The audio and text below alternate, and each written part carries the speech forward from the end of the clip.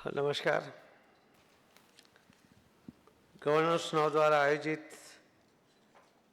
इस मंच पर देश के विभिन्न सार्वजनिक उपक्रमों, पीएसयू, तकनीकी विशेषज्ञों और नीति निर्माताओं का एक साथ आना अत्यंत सराहनीय है। ऐसे कार्यक्रम में हमारे बीच उपस्थित माननीय श्री कैलाश अधिकारी जी और सभी मान्यवर, आज जिन सार्वजनिक उपक्रमों को सम्मानित कराने के लिए केवल आर्थिक विकास ही नहीं बल्कि राष्ट्र निर्माण में भी महत्वपूर्ण भूमिका निभा रहे हैं। भारत के सार्वजनिक उपक्रम देश के विकास, आधारभूत संरचना निर्माण, ऊर्जा सुरक्षा, डिजिटल परिवर्तन और सामाजिक उत्तरदायित्व के मजबूत स्तंभ है। जल संरक्षण और जल प्रबंधन आज केवल सरकार का एक विषय नहीं बल्कि पूरे समाज और सभी संस्थाओं की सामूहिक जिम्मेवारी है। इसी सोच के साथ माननीय प्रधानमंत्री श्री नरेंद्र मोदी जी ने 6 सितंबर 2024 को एक वर्चुअल सूरत के कार्यक्रम में कहा था कि जल संचय जन भागीदारी से जन आंदोलन में परिवर्तित करना चाहिए और उन्होंने ये भी कहा था कि कर्मभूमि से मातृभूमि के लिए पानी में सहयोग करना चाहिए।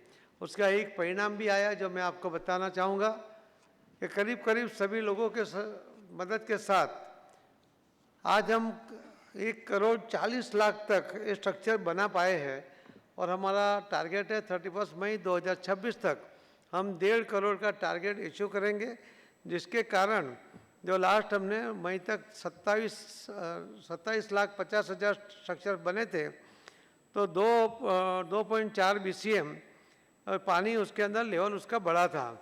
आज करीब 1.25 लाख और ज़्यादा बढ़ेगा तो उसके कारण जो जल का स्तर नीचे जा रहा था उसकी जो क्वालिटी बिगड़ रही है उसके अंदर बहुत बड़ा सुधार भी होने की संभावना है।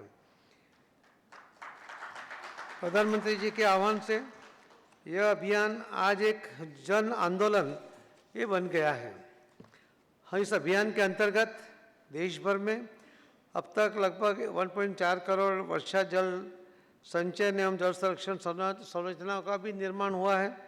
यह केवल एक सरकारी कार्यक्रम नहीं बल्कि जन भागीदारी से जल सुरक्षा का राष्ट्रीय अभियान है। सार्वजनिक उपक्रम इस अभियान के अत्यंत महत्वपूर्ण है क्योंकि ये राष्ट्र निर्माण की प्रक्रिया के केंद्र में कार्य करते हैं।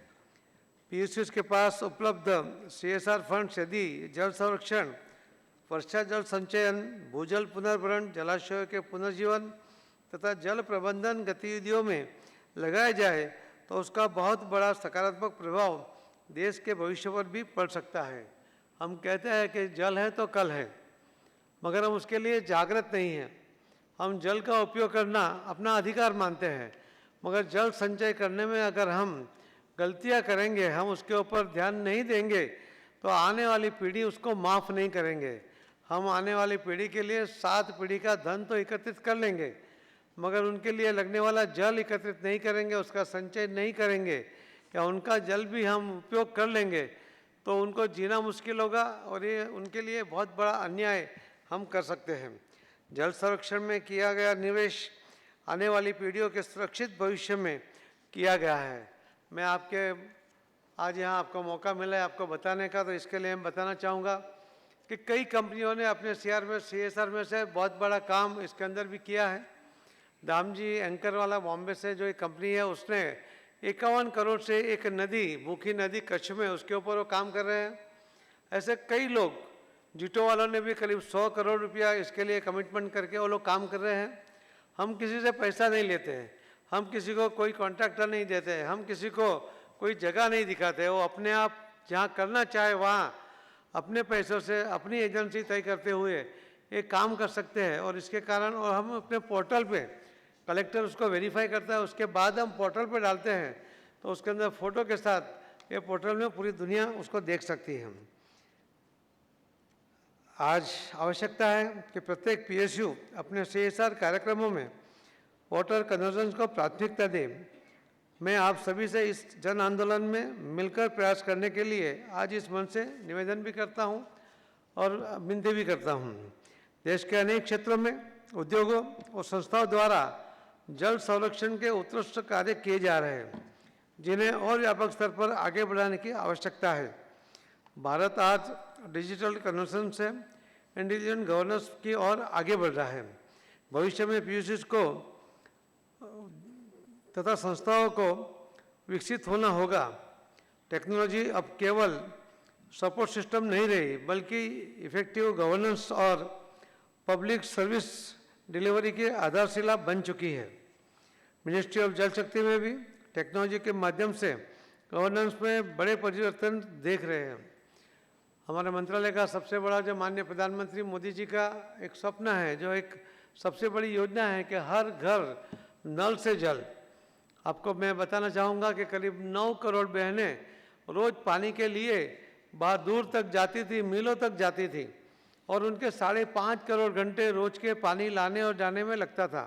उनको पानी का बोझ उठाना पड़ता था, और पानी की क्वालिटी भी जो मिली वो क्वालिटी वो अपने फैमिली में वो यूज़ करते थे।